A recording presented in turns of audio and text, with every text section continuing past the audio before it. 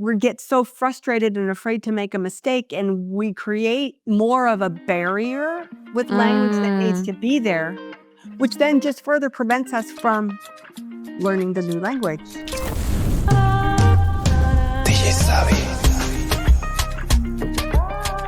Anita is an expat coach and longtime resident of Italy who helps expat women navigate the emotional side of building a life abroad. After more than 20 years living in Italy, she knows firsthand that the hardest part of moving isn't the paperwork, the language, or the logistics. It's rebuilding your identity in a place where everything familiar has changed.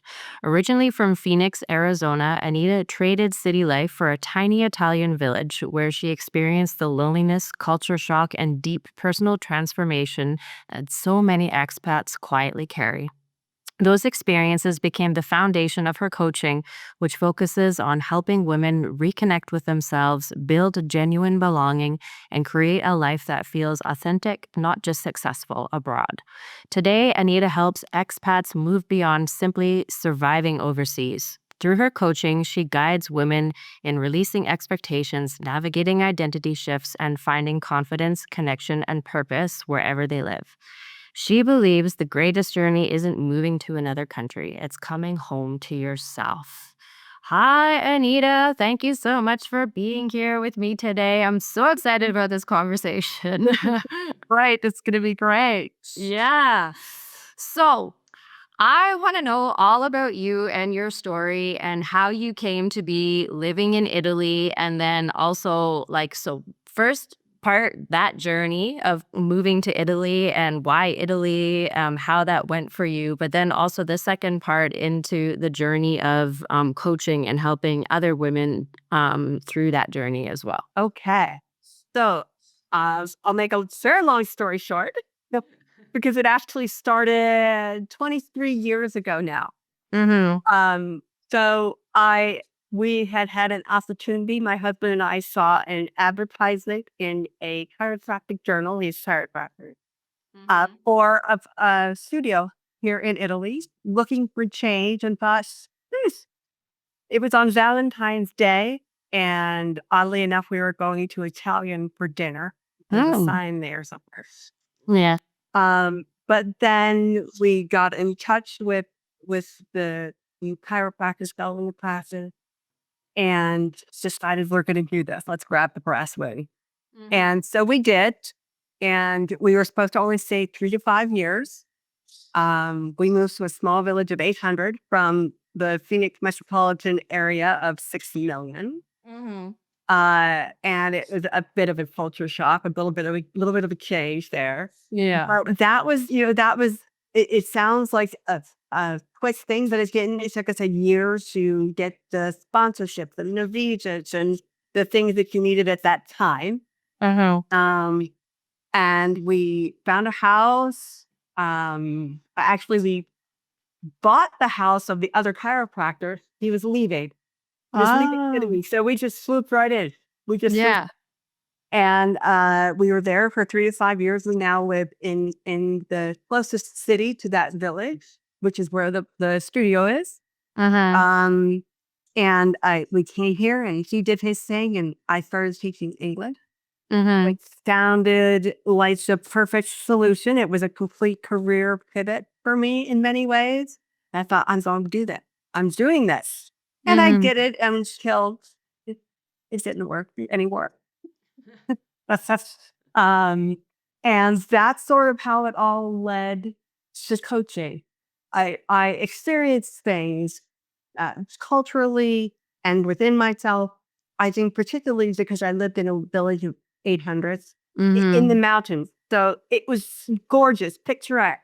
It's idyllic. Everything you could possibly imagine a little Italian village would see. It was out of a book. But I was the only English-speaking person there. They spoke dialect, so their normal conversations were not in Italian. They were in a version thereof. And I went through things I never imagined when I came here. I was strong, independent, I saw it for myself. I see things for myself. I was on a team. I was professional. I actually came from the public speaking realm. So I thought, oh, this is, there's English teaching and I'll be in front of, rooms full of adults or children or whatever it calls for me to do it. And it'll be great. Until it was. For the first year and a half, I didn't have a car. That was adjustment. Yeah. And then just what I thought was I thought the language barrier was a problem. That wasn't really the problem. There was something more. Um, the connection that I had come so easily my entire life. I mean, you can tell this in the initial conversation between you and I'm not faithfully shy. It's not that I don't love the connection and I'm not social. I'm all of those things. But I found that the connection was the hardest part in my community. But then slowly but surely, I found that lack of connection turned into a disconnection with myself. I found myself trying to adapt to fit in, and just those words, trying to adapt, the definition is that you're altering something fundamental in order to fit in. So I wasn't trying to belong, I was trying to fit in. And there were fundamental things about myself that at the moment I couldn't articulate, but I changed fundamentally to fit in. And thus the big disconnections from who I really was. And then time went on and things went on. And unfortunately, I stayed in this loop of disconnection, which led to self-doubt, feelings of powerlessness, loss of identity. I stayed there for a good 10 years, not gonna lie. And it was wild for me because I was so connected and aware and thriving. What do I do with this human? Is a good way. And then I got through it. Then I said, okay, I'm walking through this. I'm walking through this. And then I thought, I'm not the only one going through this.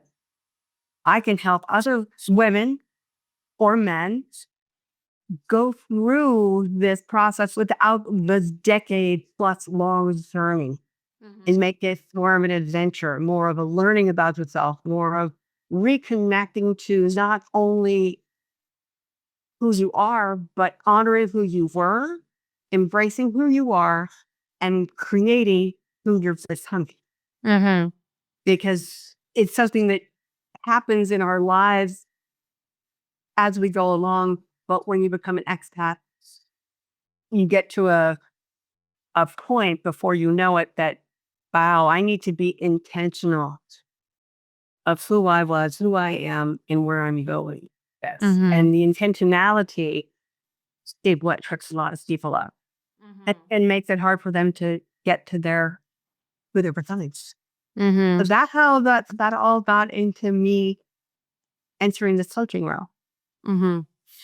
So, what do you think it is about, especially for North Americans? Because I feel like as North Americans, maybe it's just like the lifestyle that we have, normally, like everybody's working, everybody is working at 9 to 5, and maybe they're traveling 2 weeks out of the year, they get their 2 week vacation.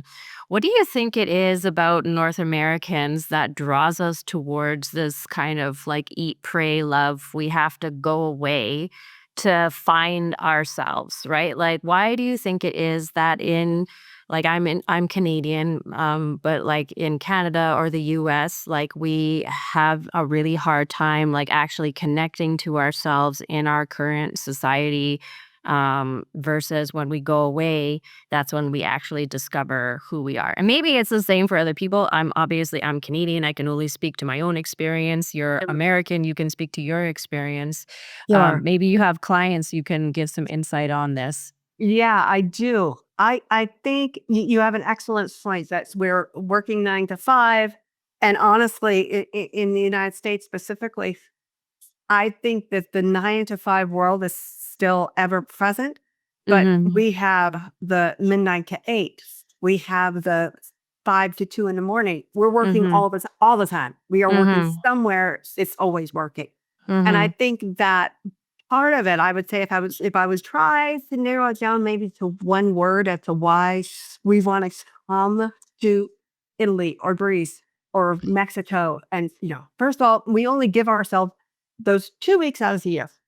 But we Mhm. give ourselves. And the word I think of is processing. We don't Mhm. allow ourselves to process in our everyday lives. We don't allow ourselves to reconnect to ourselves, in some cases to our families. We have a notion of what a professional relationship looks like.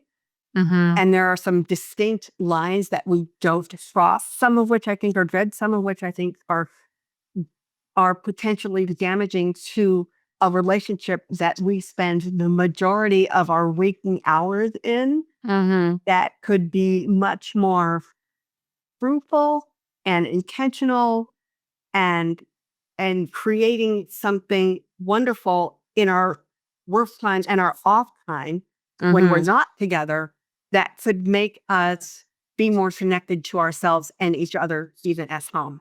I Mhm. think that it comes down that we don't allow ourselves to process.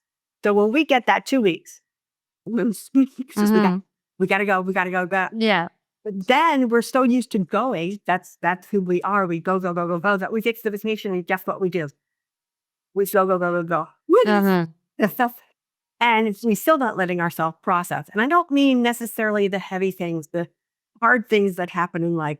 We don't process happiness. We don't process joy. Joy is one of the most fear-filled emotions that we experience as North Americans, Mhm. because we're always afraid the shoe is going to drop, or the Mhm. boss is going to call, or my dress is going to get ripped. It's going to ruin everything. But we're Mhm. always, oh my gosh, what's going to happen? What's the next thing? Mm, Process. That is the draw to that 2 week vacation. Mhm. And in regard to it being Europe, I read it. But I'm sitting here for a minute. Um, Yeah. I think there is a level of history and belonging in Europe that just simply doesn't exist in North America because it just wasn't there. Yeah. It didn't exist in the 1200s. I lived, quite honestly, 10 minutes from 10 minutes walk from a castle that was built in the 12th century. Mhm. I walk by it every day. Mhm. And even if it's 10 seconds when I'm passing this castle, actually it's quite large. 10 Uh-huh. minutes passing this castle, Yeah. it gives me time to just stop and say, wow, imagine the people that were walking in there Mhm. during that time. What were they thinking? What were their lives like? Mhm. They didn't have electricity. How did they light everything at night enough for people to see? What were they feeling? What were their families going through? Mhm. What's these everyday things? But because I live in a place like this, I process. Mhm. But North America doesn't process, which creates a massive disconnection inside of ourselves and between each other. Mhm. And my philosophy, my overarching philosophy, is connection is everything. Yeah. Everything starts there. It doesn't come from physically being together and talking. It starts with the connection and it goes from there. So that's where the Mhm. begin the conversation. Mhm. And I think, one of the things that I think is really unfortunate, because obviously travel is expensive. So not everybody has the ability to travel, but like one thing I think is really unfortunate is because of that, people, even if they get their 2 weeks, maybe they're not taking advantage of that by traveling, or even if they are, I think it's very common for us in North America to go down down to some kind of resort in Mexico. That's or Dominican Republic. Those are two very popular destinations.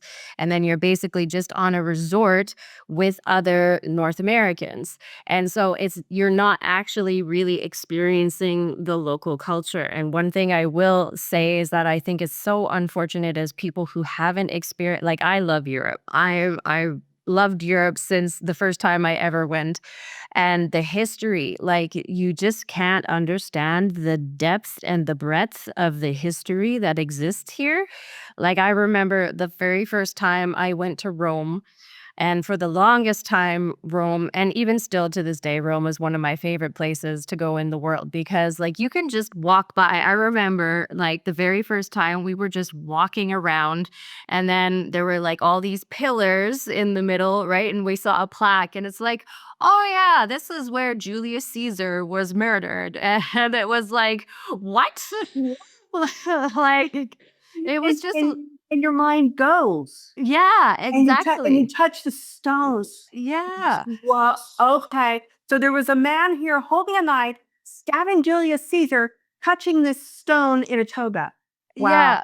Okay. Like Julius Caesar's blood was spilled right here. And people are walking by, I think that's one of the things is, like, as a native Italian, right? If you're surrounded by it all the time, maybe it's kind of lost on you. But from a North American perspective, it's like, do you guys see, like, the things that you get to like surround yourself with every day? And, like, for me also, I have a minor in art history, and so and so, like, and I also specialized in the Renaissance era, right? So for me, going to Rome and to, like, the Vatican and stuff, and I'm just, like, Did it soaking it from all in. the Yeah, it's crazy. It's crazy. And so, like, that's one of the things that I could spend all day, I could spend all day in the Louvre, or I could spend all day at the Vatican just, like, staring at the ceiling of the Sistine Chapel and, like, imagine what it was like to have the scaffolding there, and then, like, you're on your back and doing this work, and I'm just like, oh, I agree with you. I agree with you, and I wish that those who manage to travel here, you make a very good point about the Dominican Republic and Mexico and the resorts. It's also something that's just the economics of it. yes. It's doable. Mhm. We have X, and Europe would take Y. If we Yes. don't have Y, Yeah. well, let's do X, where it's all part of the package, Mhm. and we get to relax by the pool or the oceans. They can Mhm. play in the sands, and we can have margaritas at sunset. Mhm. And all Yeah. those things are fantastic. Well, and then especially when you only have 2 weeks, right? When you only Exactly. have 2 weeks to do it, that makes it a very attractive proposition, right? I'm gonna, pay my $2,500. It includes my flight. I'm gonna go to a five-star resort, have my all-inclusive. It's very attractive, especially for Wow. families, right? So I Yeah. get it. I get it. At the same time, Rules of course. it's yeah, there's so much of the world that you're missing out on when that's the only thing that you're looking at or that you're available to do, right? Oh, Connect to us, Samantha. oh, there we I think go. I got you back. Yeah, Okay. we got you back now. So, Okay.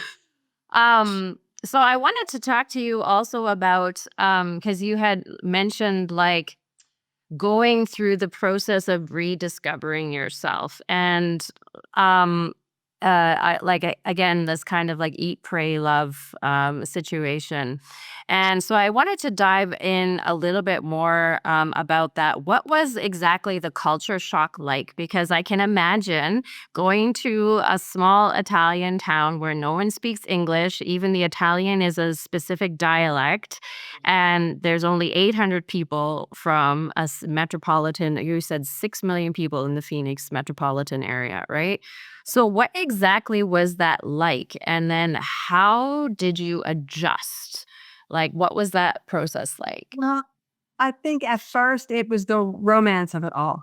Mhm. I was in this beautiful place. It was a tiny little village, and it was Alpine, and they had the little grocery store and the local bar where people go and get a brioche every morning in the same. And it was wonderful at first. Then we had taken a first level semester of English.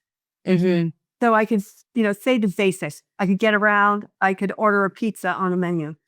Don't ask me what the toppings would have been, because I didn't know that.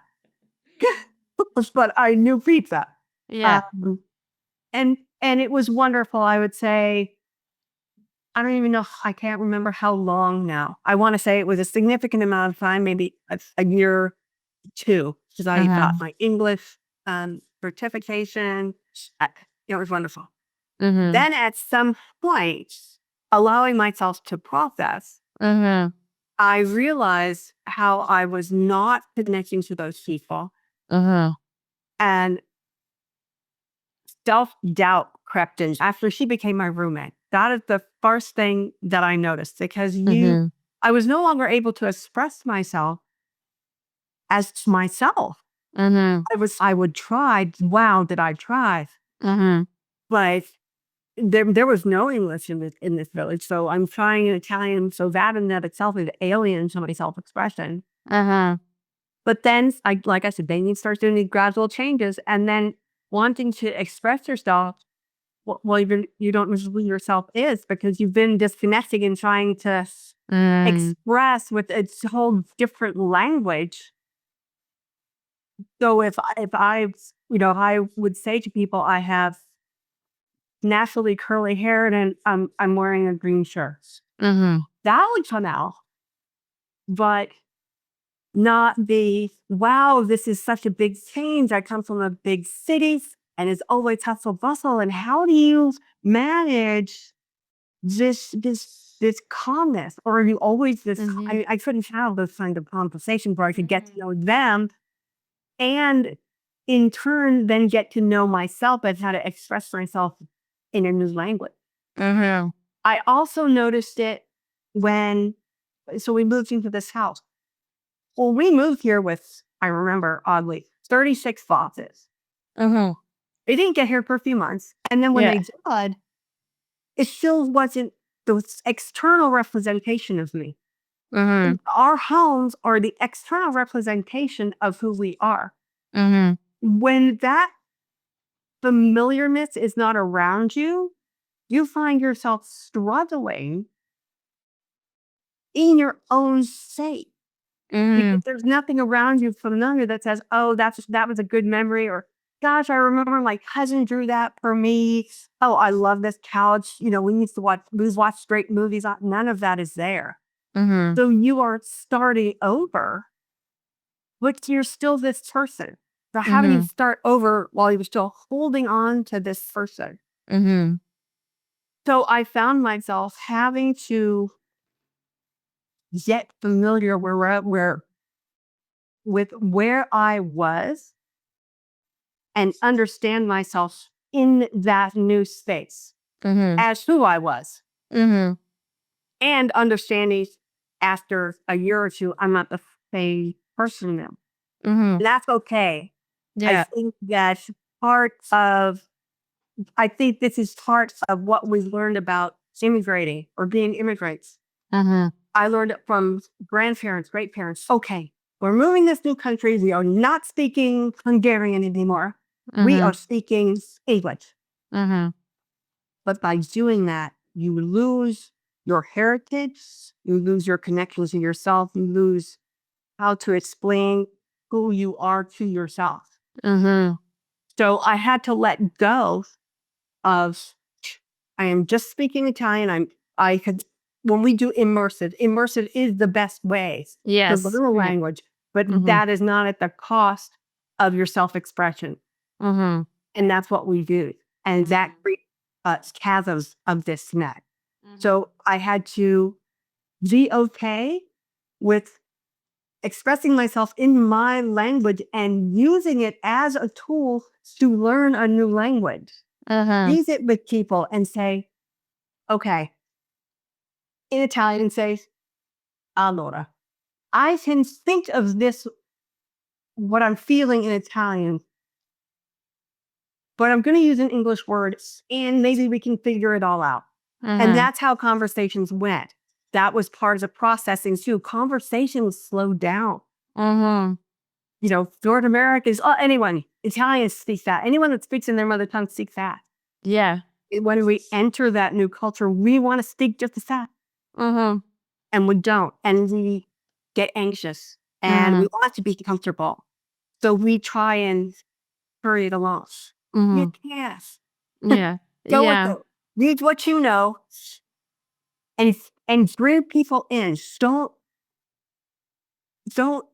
keep them out here because you speak a different language or you're afraid of making mistakes or you don't understand them.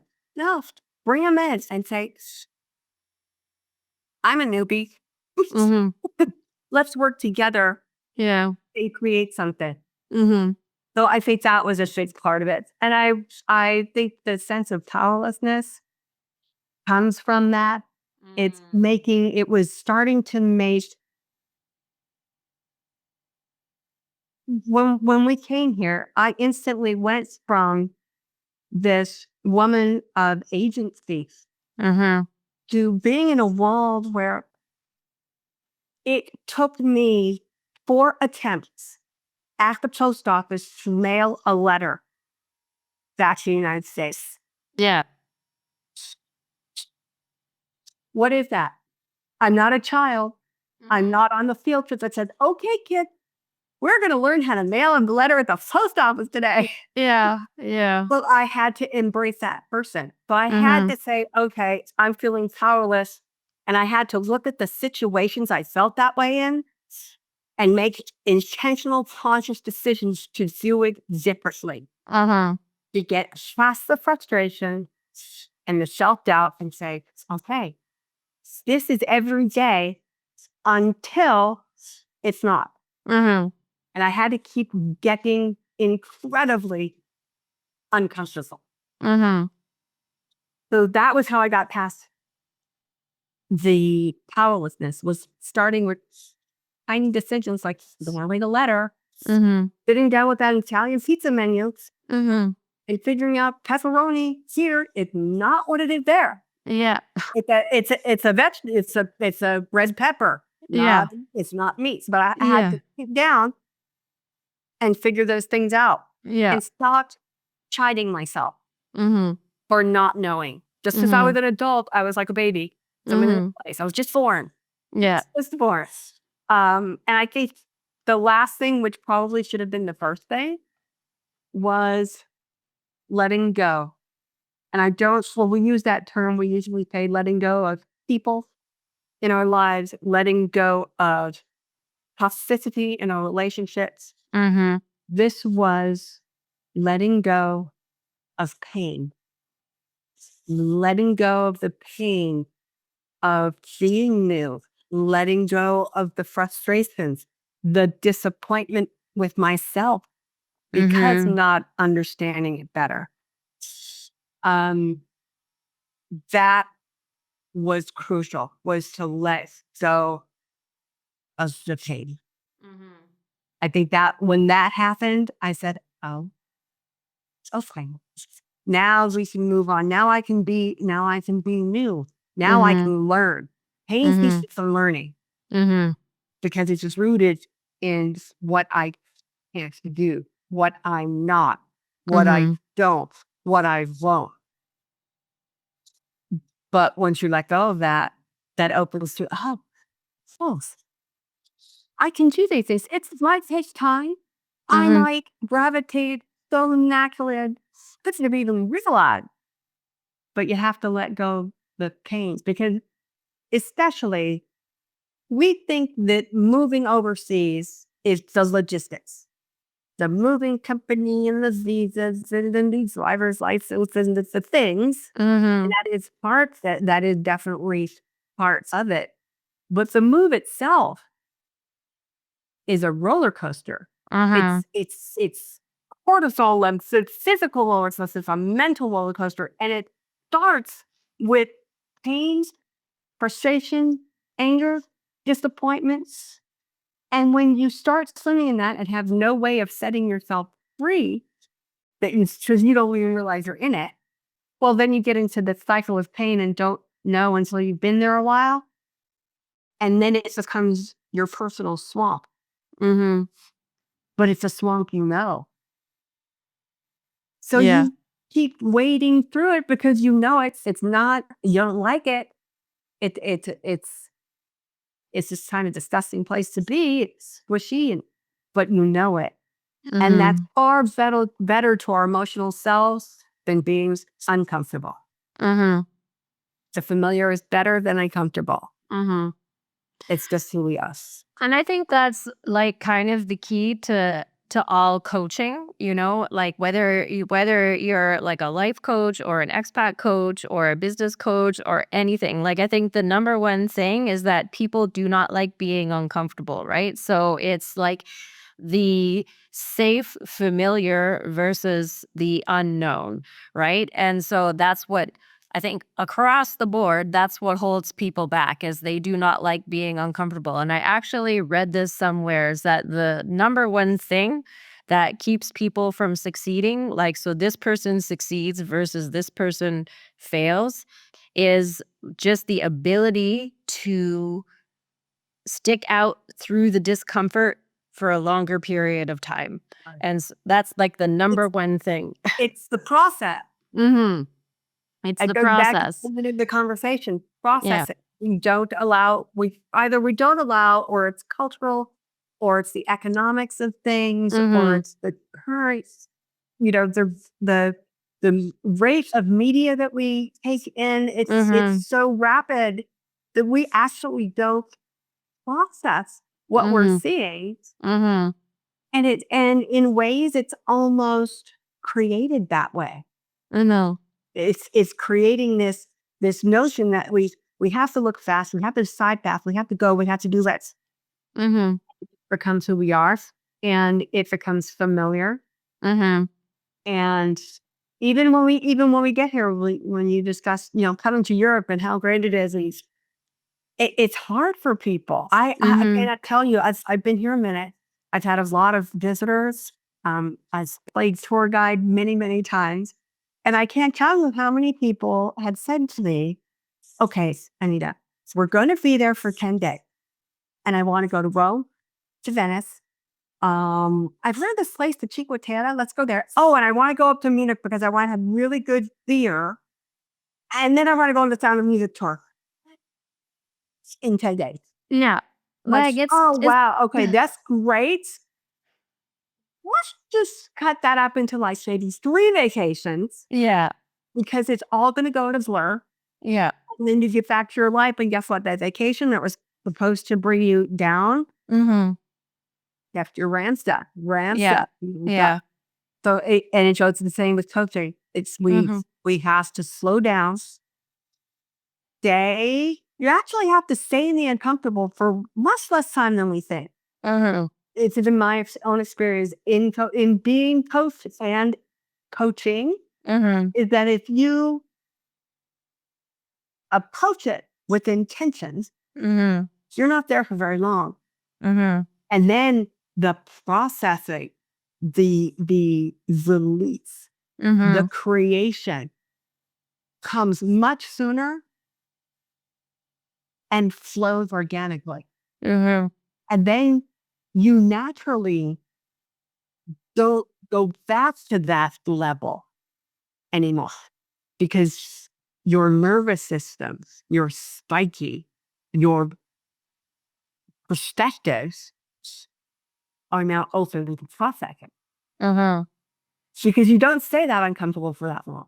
Mm-hmm. But it's opening yourself up long enough to say this. Mm-hmm. And I think that's again, something from a north, like we are uncomfortable with like the slow journey, we're uncomfortable slowing down.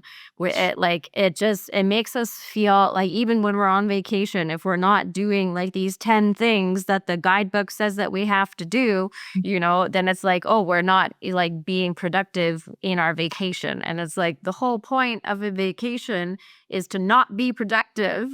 Right. So that like I just did a podcast with somebody and we were talking about burnout, you know? And so it's like if you're constantly on the go, even when you're supposed to be relaxing, then you're actually, or it just enjoying and just absorbing, you know? Like, and that's one of the things I particularly love about Italy is that I don't know, it's like in the air. It's like the history is in the air or like something that just settles in your body and you're just like, "Oh, like it's okay for me to relax. It's okay Yeah. for me to like Yeah. drink a glass of wine at noon or whatever, you Mhm. know, like Exactly. it's Exactly. okay for me to take a 2-hour lunch." Mhm. And you've brought up some excellent points, drinking a glass of wine, having a 2-hour lunch. I think that part of it is we don't know what that looks like. Mhm. Like, we don't know what relaxing looks like. And I will say, Mhm. even though I have been here for as long as I have been here, there are times where I'm with people that do that much more readily than I do.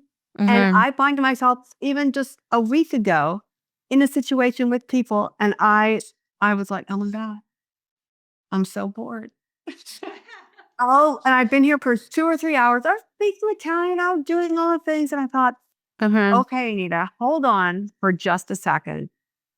You're not bored. You're just not processing. You're not letting yourself get into it." I was in the middle of a medieval castle ruins. They had built a restaurant inside the ruin. Mhm. And I thought to myself, I'm bored?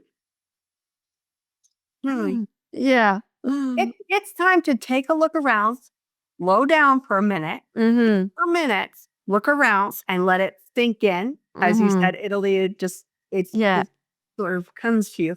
Yeah. And that uncomfortable moment was short, and then it Mhm. opened up. Yeah. And I find so I tour around like mostly when I'm coming to Europe these days. I haven't been to Europe in a hot minute just for a vacation. I'm usually coming to Europe for touring as a DJ.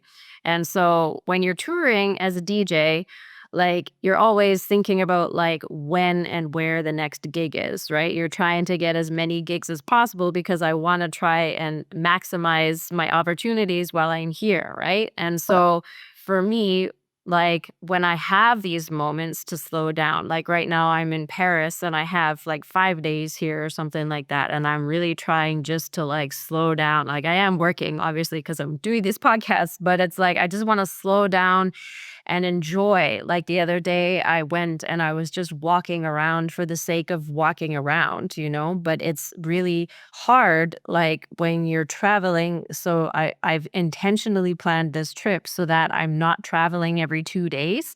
Whereas in the past, it's like every 2 days I was getting up and going somewhere else and performing. And then I would go somewhere else and perform and go somewhere else and perform. And I'm constantly on the go. And it's like I forget to be in the present moment, you know? And so, and especially when you're used to being on the go like that all the time, right? And you're kind of always at this certain level of, I don't know, like, I don't want to call it stress and anxiety, but it's a little bit of stress and anxiety. And I You're don't, always in peak performance. yes, yeah. So, and then just like taking a moment to like sit back and relax and be like, damn, like, I'm in Italy right now, you know? Like, that's so cool that I just get to like walk around Italy and just enjoy it, you know, for what it is. Wow. And one other thing that you said that really spoke to me actually was the idea of stuff being around you that Mm. reminds you of who you are, just like feels like home. And that's one of the things that I struggle with, you know. So when I'm traveling, it's like I have 2 suitcases and it's like I want all my stuff with me at all times because it's like that's my world at the moment, you know, that's everything that I own for the next 6 weeks, 8 weeks, whatever it is, you know, that's all I have. And Good on you. That's a feat right there. That is yeah. well. Well, and you know what? The second suitcase, so I have like the one big suitcase with all my clothes and stuff in it. And then the second suitcase is all my DJ equipment, right? So it's like, Right. yeah, That's so not I really only have one suitcase of like clothes and stuff. And so I'm just like, Oh, okay, this is my world. Like, please don't make me like leave anything behind. mm-hmm. But it's also the feeling of like I'm in an apartment right now, like there's nothing, like the walls are basically empty, right?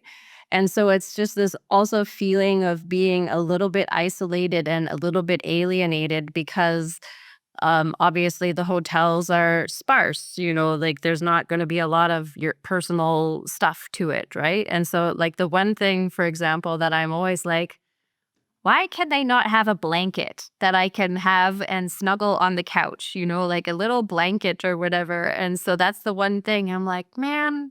So I have 6 weeks and I love being cozy. And so it's like, I don't have a blanket. If that's the one thing, then get the one thing. I Bring the have one a thing. shawl. I have a shawl that I use and it like doubles as a blanket, right? But Okay. yeah. There's that. There's that.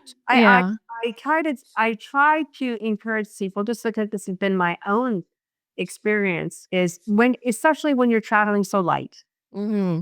is to bring the one thing, which in your case might be a blanket, to Yeah. bring the one thing that lets you come home to yourself. Mm-hmm. Because you're in this place and you're not home. It's not home. It's You not love home. it, and it's beautiful and it's fighting and it's sparkly and it's Mm-hmm. historic and it's epic and all of these words. Mm-hmm. But when you're traveling, or even when you come to a new home, my home looks just like your apartment does right now. Mm-hmm. I moved in, it wasn't my home to start with, and the boxes took however couple of months, whatever. And then by then, now you've been staring at blank walls and you have your stuff and you think, well, but it belongs on the walls in my other house. I had it just right there. Yeah. Yeah. So always bring something, whether it's a ring, a sticker, a Mm-hmm. blanket, a pair of socks, Mm-hmm. something that you can. I always say to people, don't abandon yourself, Mm-hmm. and that's what we do when we lose them. Mm-hmm. Abandon this person, like I said, you're an immigrant, you've got to absorb all the new things and the things, and even when we travel, we Mm-hmm. abandon our life because on many levels, I suppose we want to. We want to walk away from it for a couple of weeks, Mm-hmm. whatever you thought. You want to walk away from it. It's just chaos. But to do that, like a nice dude butt doesn't help us just in fact bring that peak performance down. Uh-huh. Yeah. We need to have that sense of soul Mm-hmm. when you're not accustomed to finding that within yourself. You need to have some sort of relic, if you will, Mm-hmm. to help you get there. It's a touch point. It's a touch point. Mm-hmm. Exactly.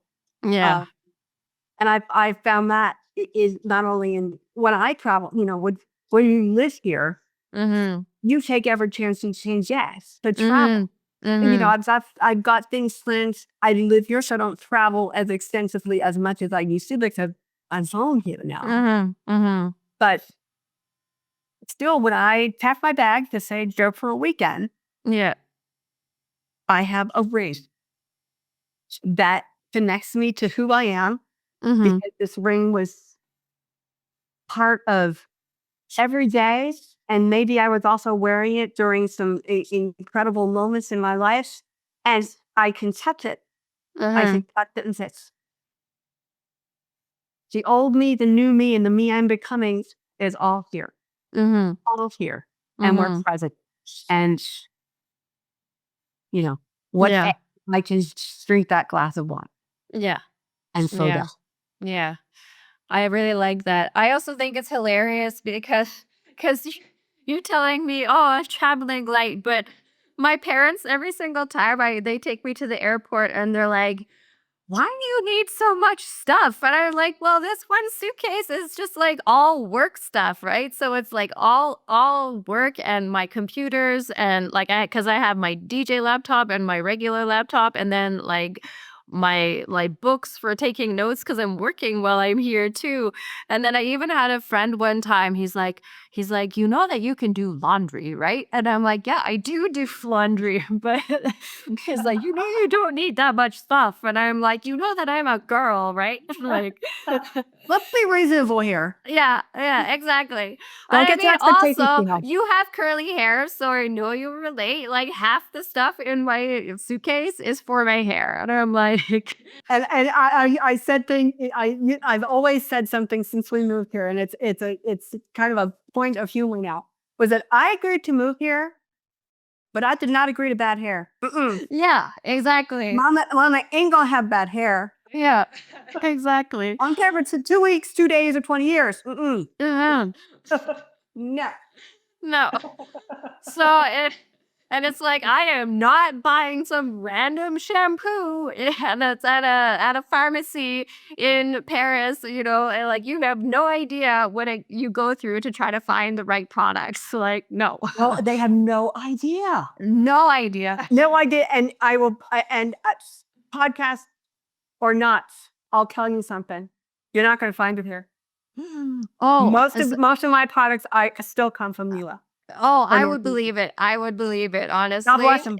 But Yeah. I was using the same products for the longest time, and then, you know, like, all of a sudden, it just stops working, and I had to go through the process of finding something new, and it was a nightmare, honestly. yes. And you yes. go through, like, months of bad hair until you find the right stuff, and you're just Yes. like, "Oh." Oh god, it's the nightmare. Yeah. So for me, and I'm trying to like balance it because you know, like you have what you have, right? And so I'm trying to balance it between like I need enough that it looks good, but not so much that I run out and then I have nothing, Then you have you know? nothing. Yeah. So that's my biggest struggle when um, I get you. that's the I biggest get you. struggle. That's not it's okay. But Exactly. yeah. One of the things that you had mentioned was about like the language barrier and your ability to express yourself. And I just wanted to go into that a little bit because Power. yeah, you know, the power of your voice, especially as like a strong, independent woman who I mean, like I have a podcast. I absolutely love interviewing people. I love um really in-depth like one-on-one conversations with people, and that's one of the things that I really struggle with is because a lot of I know a lot of men, you know, who are not native English speakers. And one of the things I really struggle with is like in terms of a long term relationship, you know, for example, it's like I don't know that I could ever be together with you because I would never be able to truly express myself with you or fully understand what you are trying to express to me because there's just always going to be a bit of a language barrier. And one of the Sure. things I really struggle with as well, especially like I'm in France right now. And, you know, as a Canadian, everybody's like, oh, you're Canadian, you speak French. And I'm like, no, no, no. No. Like, there's one There's a province. spot. There's one province in the entire country that speaks French. And then the entire rest of the country does not speak French, you know? So The continent-sized country does yeah, not speak French. exactly, exactly. So I'm like, I'm from the English part of Canada, and like I learned French up to like whatever it was, and then like I never spoke it again, right? And so it's Mhm. very We frustrating for me because like in the recesses of my mind, it's like, yeah, maybe I kind of get the gist of what you're saying, but even when I try to vocalize it, and I've been coming to France for quite a while now, I find that when I speak in French, even just the power of my voice falters, you know? And Yes. it's like I become it's like this different version of myself, a different Would version of my voice, and I feel much less empowered to would speak. would you say that you shrink? Yes, absolutely. Yeah, I and so that is something that I can really connect to and relate to when it comes to trying to learn a new language or trying to express yourself in another language, because you feel like you don't know who you are in that language and you Yeah. don't have the words, you don't have the vocabulary. Like, I don't have the greatest English vocabulary either. Like, there are a lot of words that I don't know, but I would say that I have a pretty good vocabulary, Mhm. and I am able to express myself fairly well. But in another language, holy cow, is so Yes. challenging. Yes. I find that I don't like the word barrier. Mm-hmm. It is accurate. It is Mm-hmm. incredibly accurate. But in and of itself, if I say to someone barrier, you're going to think of a wall. You're going to think of something solid that is preventing you from moving through it Mm-hmm. and getting, you have to get on the other side. There's nothing about it that's permeable. There's nothing about it Mm-hmm. that you can, kind of lean into. There's nothing. It's hard. Mm-hmm. It's a barrier. That is not what language is. Language is movable. It's constantly changing. It's evolving in and of Mm-hmm. itself and how it marries with other languages. Mm-hmm. Um, and we also create a barrier within ourselves because we have expectation. Mm. We're adults. We're not little ones that are like, oh, something new, something new. No, Mm-hmm. we're hard on ourselves. Mm-hmm. And I excel at it. I'm not going to lie. I excel at self-criticalness, Mm-hmm. especially in language. I was one of the fortunate ones that had an incredible education, especially in language, in English. I was editing college thesis papers when I was a sophomore in high school. Oh, wow. So I'm fortunate in that. So when I came Mm-hmm. to this little village, oh my God, my expectations were up here. Yeah. Because I'm up here. This is where I'm Yeah. at. I have this Yeah. incredible command of language and I have a lexicon and, Mm-hmm. I have all these words and then I get here and I, okay, pizza. Um, Tomato. pizza, tomato. Wait, wait, I got it. Wait, pomodoro. Yes. Okay. And I found that my expectations were as much of a barrier Mm-hmm. as what I thought the language was. Mm-hmm. If I look at it as movable and permeable, as language is naturally, that's why we have idioms and phrases that catch on. Like, I don't know if this is a good example, but for example, dude, Mm-hmm. dude. Mm-hmm.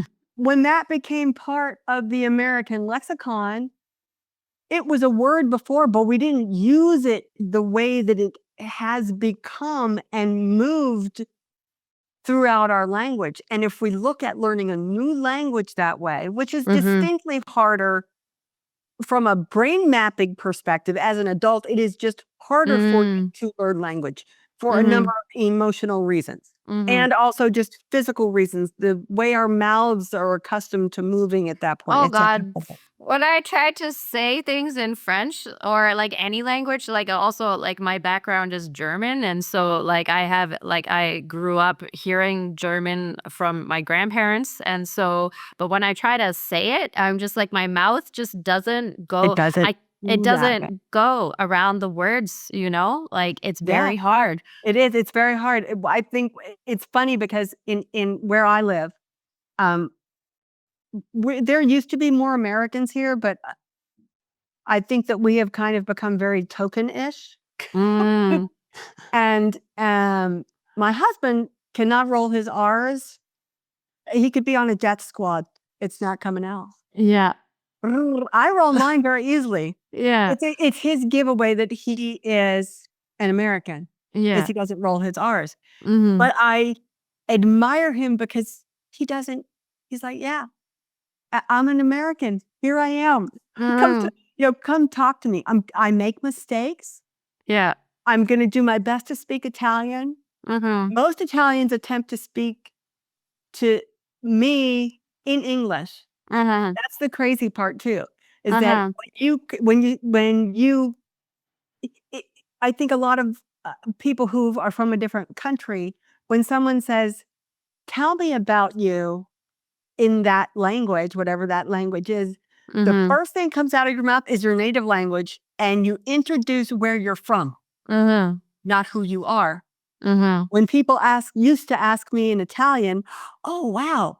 Okay, so your name is Italian, but you're not Italian. Tell me about you. How did you get here? What's your story? What's happening with you? I'm curious." Well, I'm American.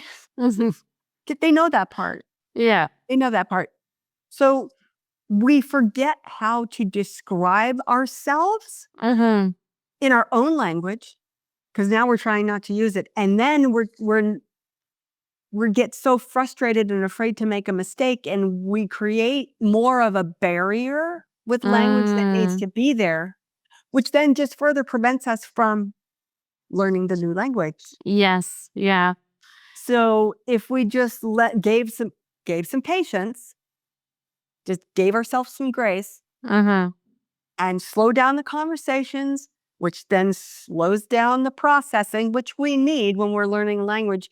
We need immersion, depending on how long you're going to be there. But if you need immersion, then immersion takes time. It's still not instantaneous. You still have to let yourself process. So the language barrier, let go of expectations, let go of speed, let go of mistakes. Let them go. Yeah. Yeah. Well, and I think that also being a native English speaker, one of the double-edged swords, I suppose, of traveling is that because English is like the most globalized language in the world, right? So Right.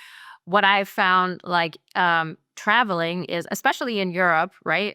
Find it so fascinating actually that English is like the common language of business, for example, all across Europe, but it is not a native language of any country Of any in airplanes. Europe or on the continent. The UK is no longer part of Europe, right? But Right. it's like not Right. the native language of any country, and yet it's the most common language that's spoken across the entire That's quite a continent. dichotomy, isn't it? Yeah, it's very interesting. And so then the double-edged sword for someone like me is that, because I'm traveling mostly in larger cities, so kind of everywhere I go, I can get by in English because most people are speaking English to a certain extent, Well, right? So I can get by in English. But then on the negative side, that doesn't encourage me to practice my French, for example, to practice exactly. my Spanish, right? Like, Exactly. so that is like kind of the double-edged sword. And also because a lot of the time,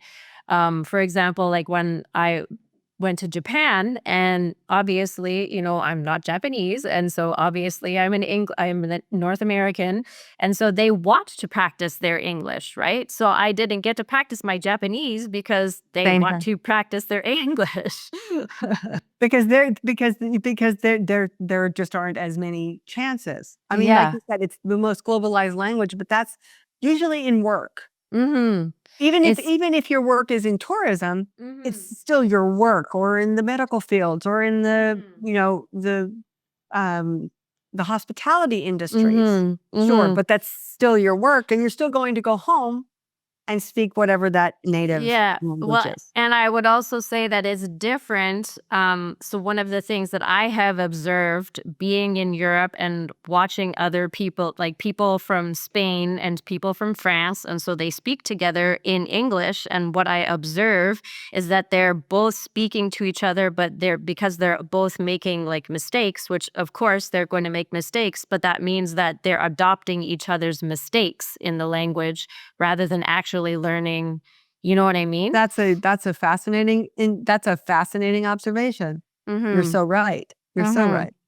So when people get the opportunity to speak to me in English, and then then I don't get the opportunity to maybe practice my French. But also, like, then there's a part of me that feels a little bit relieved because I'm like, oh, thank God, I don't have to stumble through. Exactly, and it that's it that and that it goes to the processing thing. Yeah. It's like you have things to do, you have places to go, people to meet, Mm-hmm. and I would love and stay and talk with you, but I gotta do the things, Mm-hmm. and so I'm gonna use my I call it here what I call this blend of English and Italian. I call it Mm-hmm. Inglesiano. Mm-hmm.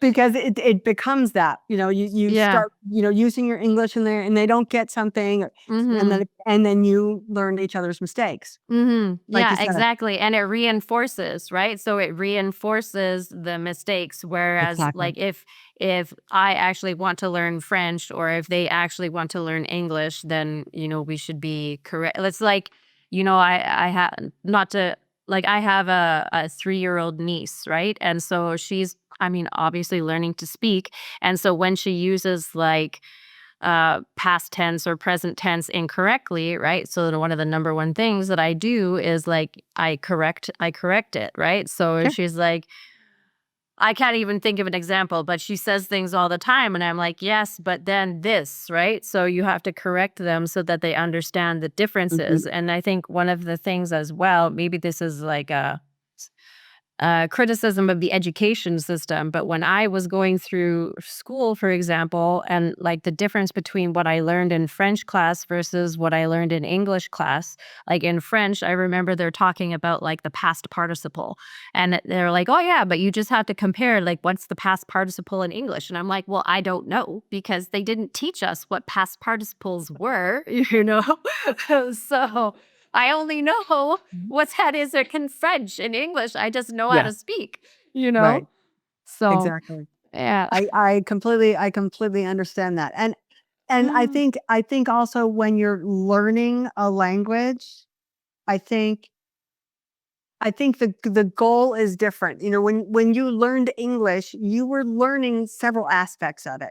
You were mhm, learning how to speak, you were learning how to write, you were learning mhm, how to communicate. mhm, You were taking it in visually and auditorially, and you were writing.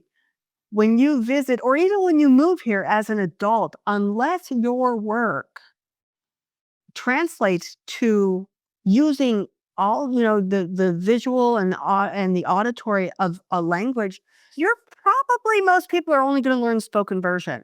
mhm, It doesn't absorb the same way. If you're not mhm, writing it, if you're not reading it, if you're not speaking it, if you're not getting the past participle information of how to mhm, do it, the structure of it, mhm, you're not going to learn it in the same way. But because we're adults now, we're even harder on ourselves that we uh-huh. should know it, and we need to know it, and we need to know it now. Yeah. Well, and I think also besides the fact that kids that just absorb stuff like a They're little sponge. sponges. They're little sponges, they absorb everything, but I think Yes, they also do. because like they don't have that self-consciousness. So it's just like I'm just going to try it, Yeah. Like and if it doesn't work, it doesn't work, They Like have, yeah, you don't they have no expectations. yeah, like you don't see a little baby, they're trying to walk and then they fall down and be like, oh, fuck it, I'm not going to try anymore. Like babies don't do that. They keep No, trying and trying until they get it, And that's one of exactly. the things is that as we get older, we have more self consciousness, more self doubt, as Yeah. you were talking about, Right. especially when you're in an unfamiliar place and all of a sudden you're like, who am I in this place? Right. And so that's Exactly. when the self-doubt starts to creep in Mhm. even more. Exactly. She becomes your roommate. Mhm. Mhm. And at some point earlier rather than later, you need to give her the eviction notice. Yeah. Girl, you gotta go. Mhm. I can't be doing that. What was that like for you, giving your self-doubt the eviction notice? Woo,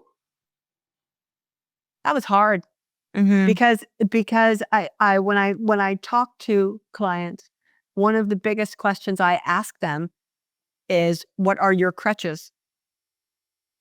What do you rely on Mhm. that's not in your best interest, Mhm. but you use it constantly?" And every single client, one of that's on the list somewhere, usually higher up rather than lower, is self-doubt. Mhm.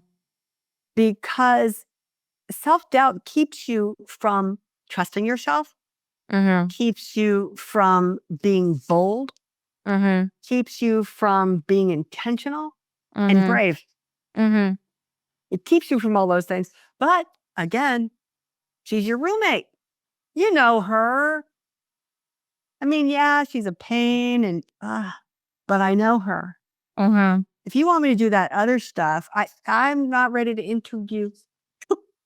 I'm not ready to interview a new roommate. But Uh-huh. when I kicked her out, it was bravery and courage is what I felt. Mhm. And it was amazing to me how uncomfortable those two things that I think everybody on the planet at some point in their life is going to want to be able to say to themselves about themselves. I was brave. I was courageous. Having said that, to let go of self-doubt was probably the most vulnerable moment or moments. Wasn't just once. She got a lot of notices before I finally kicked her Mhm. out. The 3-year notice, the 30-day notice, oh God, rent is late again this month Yeah. notice. Okay. Yeah. But it was bravery and courage. And bravery and courage, if you're a fan or know anything of Brene Brown, Mhm. she's a behavioral researcher, Yes, yeah. vulnerability, or I should reverse that, bravery and courage do not exist in any way, shape, or form without vulnerability. Mhm. And vulnerability is one of the most uncomfortable places also that we can Mhm. exist in. So Mhm. I had to let myself be vulnerable, not Mhm. only to myself, but to the people that I was trying to speak to, or that Mhm. I had to say, I don't understand. Mhm. I knew how to say that in Italian. Yeah. I knew how to say I don't understand in Italian. So I got that far. Mhm. But it's amazing when you are vulnerable how other people and yourself, you can feel it in yourself. Give yourself a moment, a Mhm. pause. Even Mhm. if it starts out just as a flash of a second, it'll get longer. Mhm. But yeah, letting go of self-doubt was allowing myself to embrace vulnerability, not just to not just to know it was there, because to be honest, you're not in a moment or in several moments to go, all right, I'm being vulnerable. Mhm. This will lead to courage and bravery. Yeah, that's not, no, you're like, oh God. Oh, I can't do this. No, I can't. Yes, you can. No, you can't. Self-doubt is very pervasive. Mhm. So it was uncomfortable. Mhm. It was uncomfortable when it came to that. Letting go of self-doubt, that's the crazy part. Being vulnerable to myself was the longest period I ever spent in vulnerability. Mhm. And You it was know, to go ahead. me, not to someone else. Yeah. And I think that's so interesting because I like so much of what you're saying is the journey, the exact journey that I went on when I started DJing.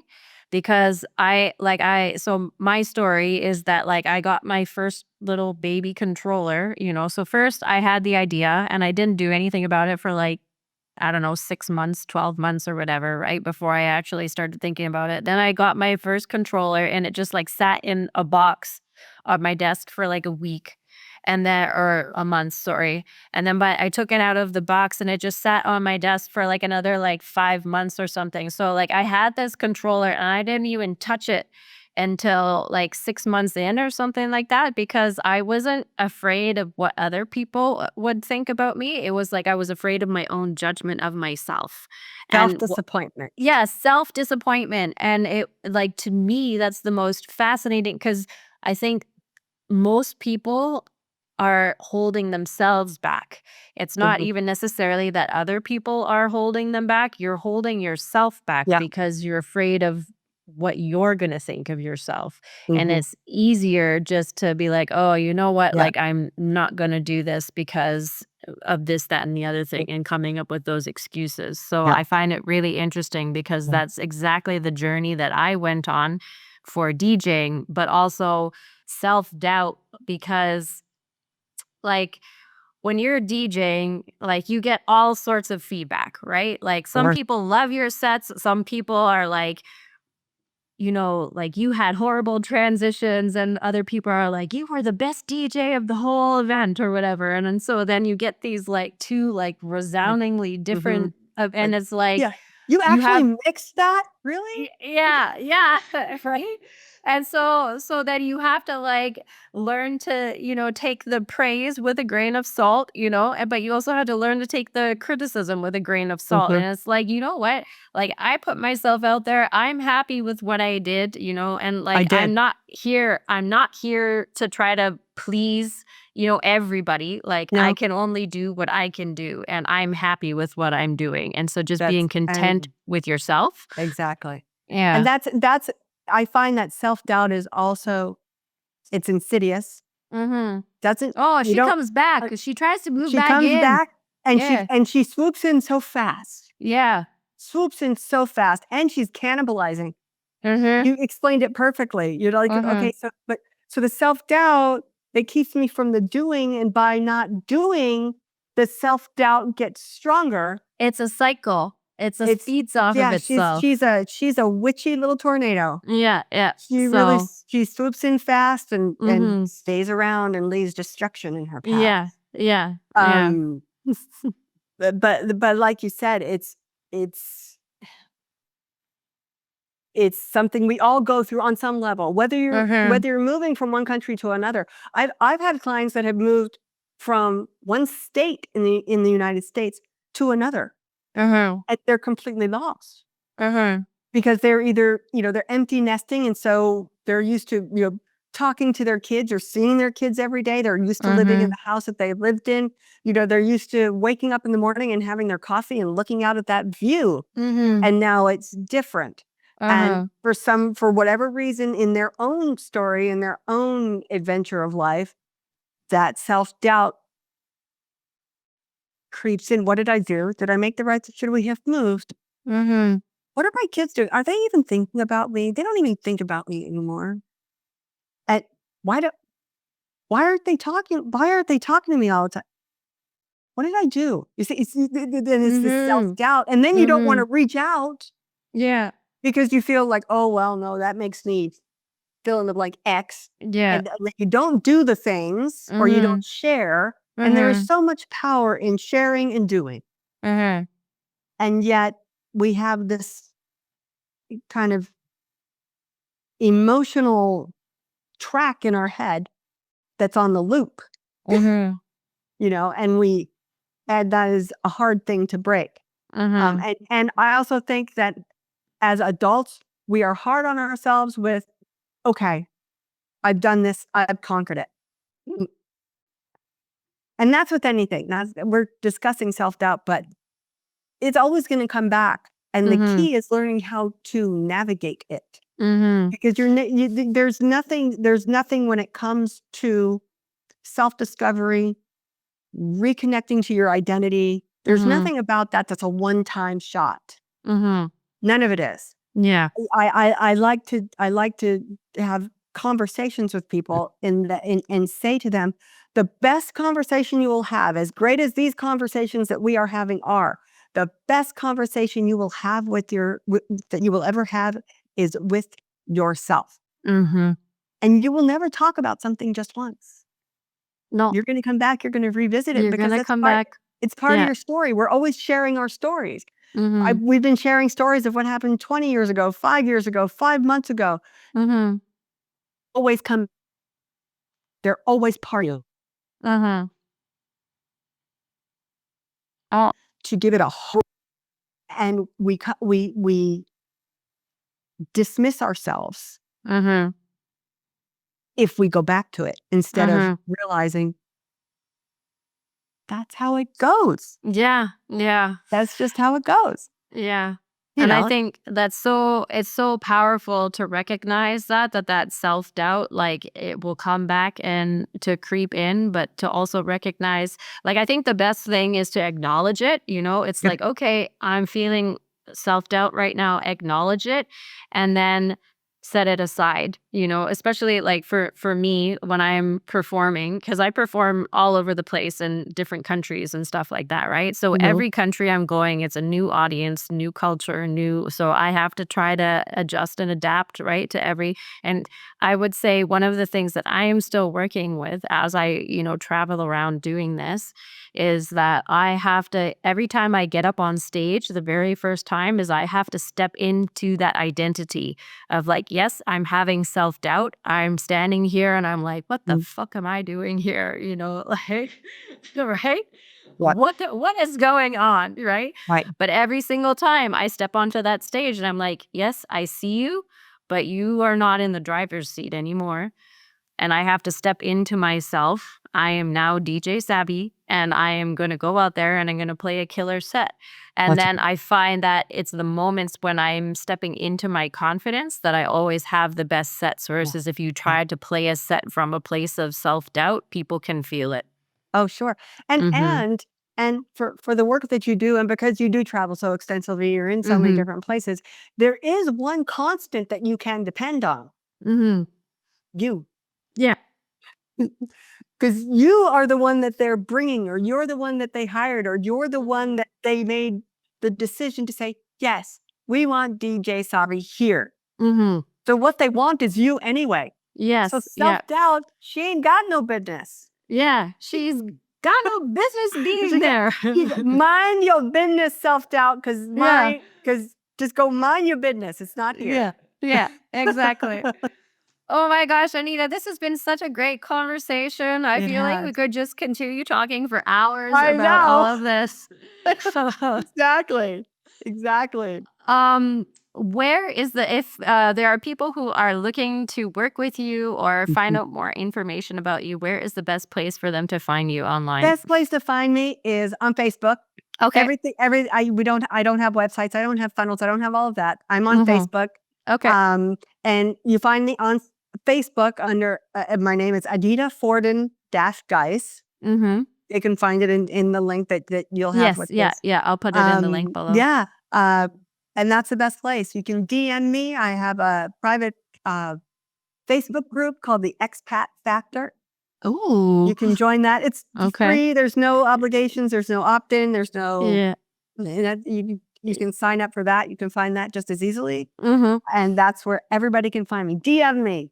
Okay. Do all the DM. things. Okay. Thank you so much, Anita. This has been a really amazing conversation. It's been wonderful, Samantha. Thank you so much for the opportunity. Okay. I'll talk to you later. Bye-bye now. Bye. DJ Savvy.